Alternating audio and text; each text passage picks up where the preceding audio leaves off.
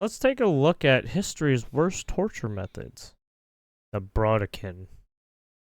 This is basically the fucking spiked boot that they fucking impale you with. Yeah, it's a very, very gross thing. Very fucked up thing, too. But let's watch. 1609, a Catholic...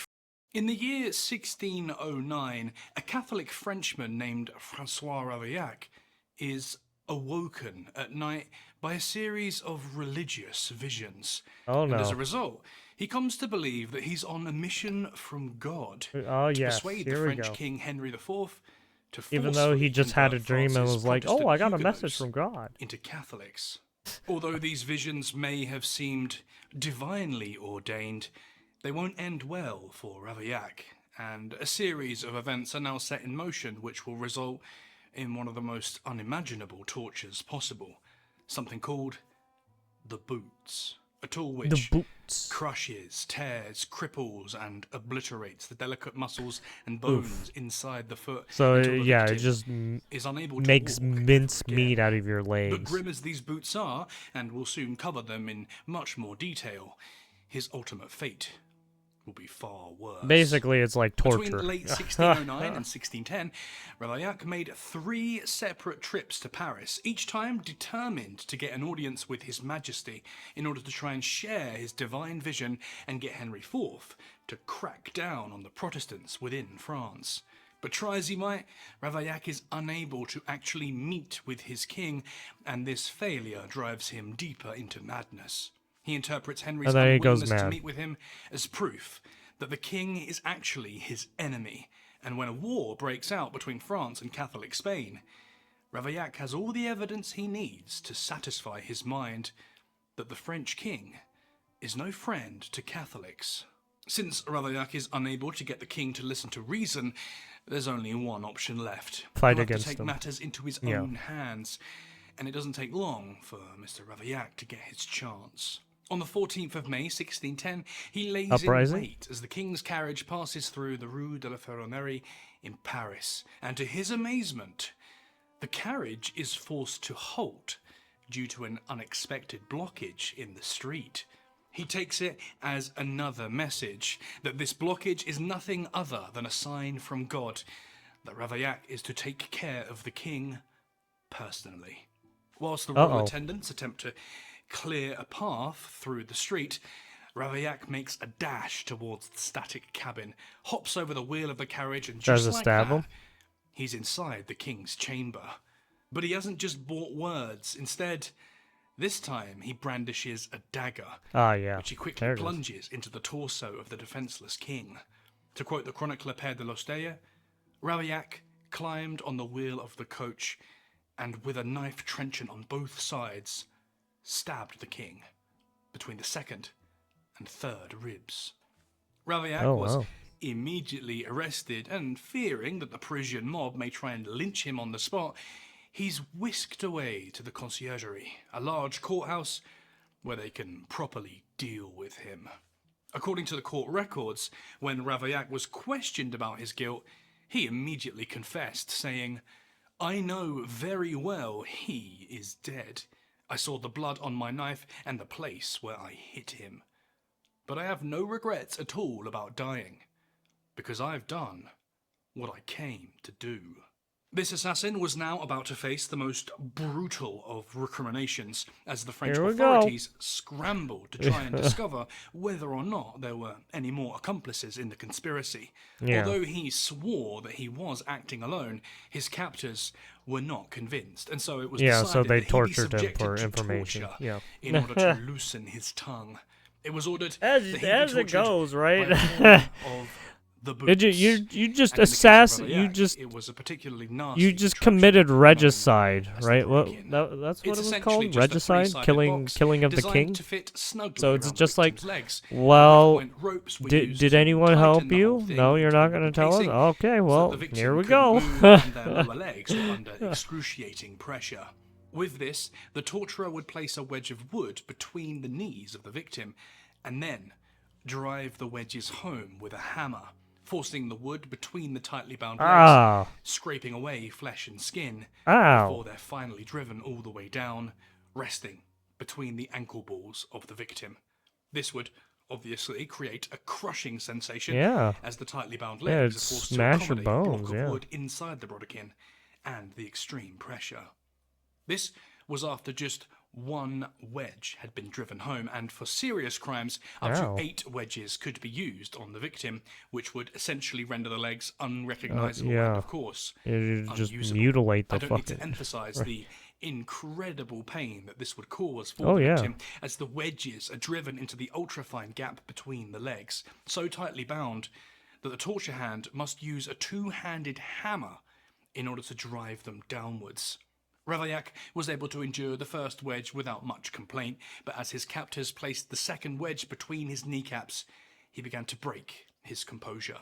The mallet came down nonetheless. Because it was probably putting a lot of pressure on his legs and fucking crushing them. As the blood pooled at his feet, and the knees and ankles started to be dislocated and crushed. Oh yeah, as the mallet was risen he was probably in a lot of fucking pain, right? Because it was from the knee all the way down to his feet, right?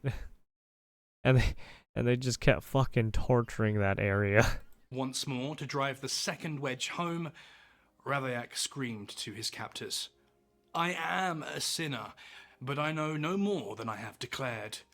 By the truth I owe to God and the court. All I can say, I have already declared. I beseech the court not to drive my soul into despair." Oh, that's too bad. The They're torture, gonna do however, that. continued. Yeah. Ravaillac was unable to name That's any unfortunate. fellow That's gonna conspirators, happen still. probably because he had been acting alone. By the Thank third you or for the fourth follow. wedge, the kneecap itself would be entirely dislocated. The muscle, fat, and skin of the shins would have been almost completely stripped away, and the tibia and fibula would have been utterly destroyed. Well, yeah, they were fucking crushed to death. Down his feet. The ankle ball itself also would be completely crushed under the blunt trauma and agonizing pressure within the Brodequin. Yeah. Nonetheless, Ravaillac remained resolute, and in the end, the court decided that no further probably torture shattered should be all of his used. bones too. He never named another accomplice, and it was deemed that he would be executed on the 27th of May 1610, around 2 weeks after his arrest. The injuries he sustained during his interrogation were so extreme that when he was finally put to death, he was unable to walk even a step towards his execution site and was instead carried to the gallows. Oh yeah, they There, probably had to he would fucking be drag him. hanged, drawn and quartered, which is described by the historian Alistair Horn in the following words. Before being drawn and quartered, he was scolded with Oh my! So they tortured him with that, and then he was tortured again with being flagged. Damn, that's one way to say, hey, just kill me now, please. burning sulfur, molten lead, Holy boiling shit. oil and resin. His flesh then being torn by pincers.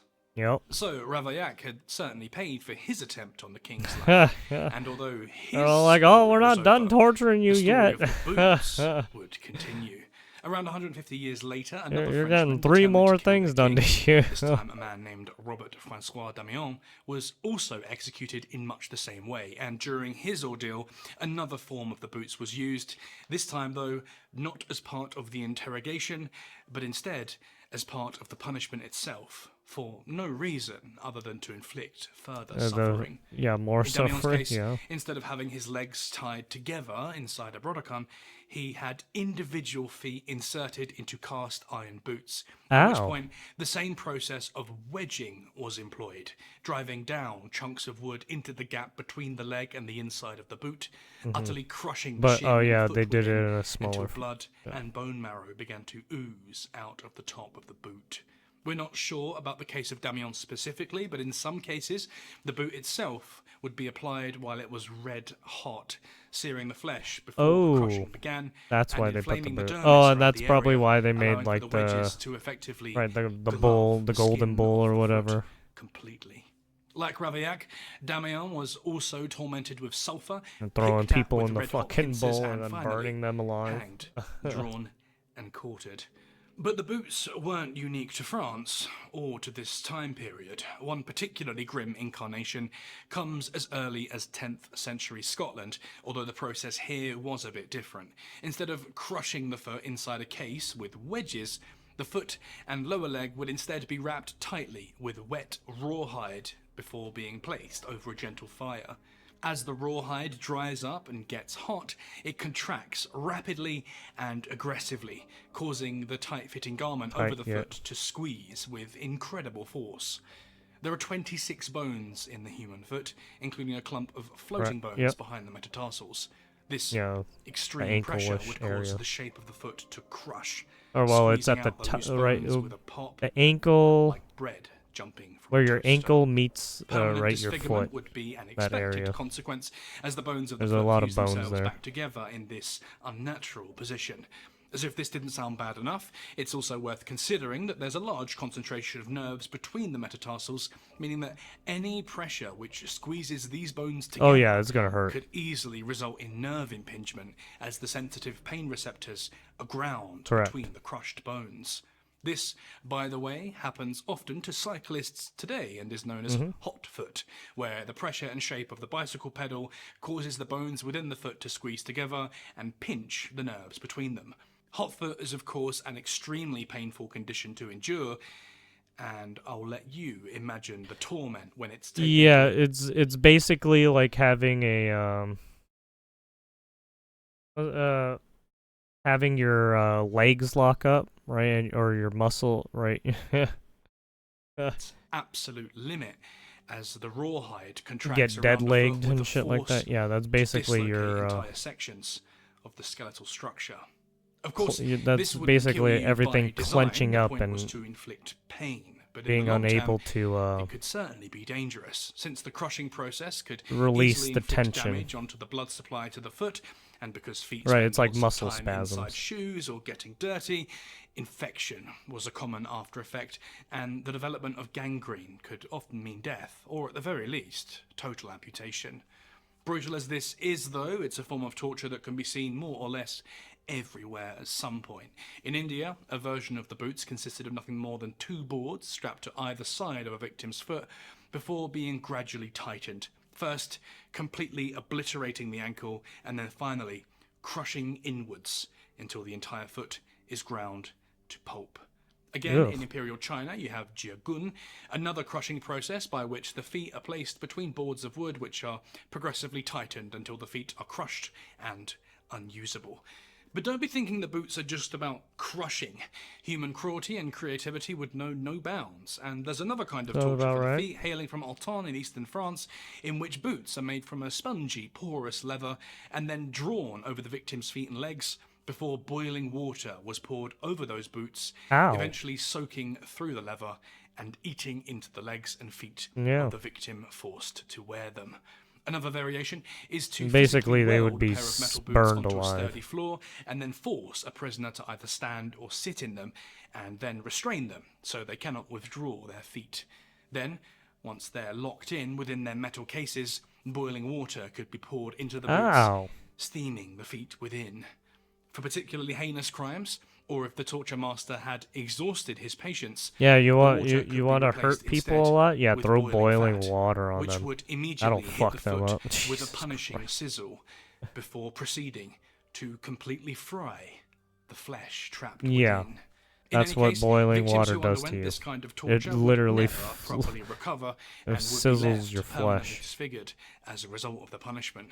Sometimes this was the point, in order to send a message to others trying to who are cook you. considering stepping out of line, but oftentimes they're trying to make human soup designed to extract information that didn't exist, such as the case of Correct. Francois Ravaillac, who endured they did this a lot. crushing, only for the authorities because to change their mind right back and have then him they were a tortured lot to death more anyway. This frenzy of crushing untrustworthy. and frying would eventually subsist over the 18th you could century, say. and by the 19th century, most European governments more or less They were a lot more abolished anxious, judicial torture, right. although it did occasionally rear its ugly head. The most widespread use of torture to the feet that still exists today is known as bastinado, in which the victim's feet are tied together before being struck multiple times with a cane or a metal rod, which is much, much more painful than it sounds due to the high concentration of nerves at the base of the feet and the fact that you'd be unable to walk during your recovery. Oh, yeah. It is still practiced in some parts of the Middle East. Yeah, that's why you don't want to step on a bunch of, like, its use is in decline, sharp glass and shit on your feet, right? Because there's a lot of nerves under your feet. Same with your hands. Your hands have a lot of nerves. You don't want to get your fingers chopped off and shit, right? Doesn't feel good. Sadly, it would seem that for as long as there's a part of the yeah, body even to having hurt a dislocation, and it doesn't hurt feel with, great. Us humans will never really change, especially when it can all be licensed under the pretense of justice. Yeah, I had a, I forgot which pinky it was. But I think it was my right hand. No, was it my left hand? I forgot which hand. But I had my pinky dislocated, because fuck it. Because I was doing stupid shit in wrestling. Fucking around, fucking dislocated my pinky. I mean, it wasn't even that bad. But yeah, it's just, yeah, if you're not careful, you can easily dislocate shit. Anyways. Yeah, this is the history of fucked up shit. Of torture methods, the Brodequin. Right, the fucking... The boots, man, the boots. Very, very terrible method. Well, just one of other terrible methods, too. There's a lot more, historic flashbacks of, just some very, very gruesome torture ideas that they fucking put people through. But, yeah, flashback history, if you want to take a look at more of his stuff. He just talks a lot about, a lot of historic events back in the day. And just the gruesomeness of some of it.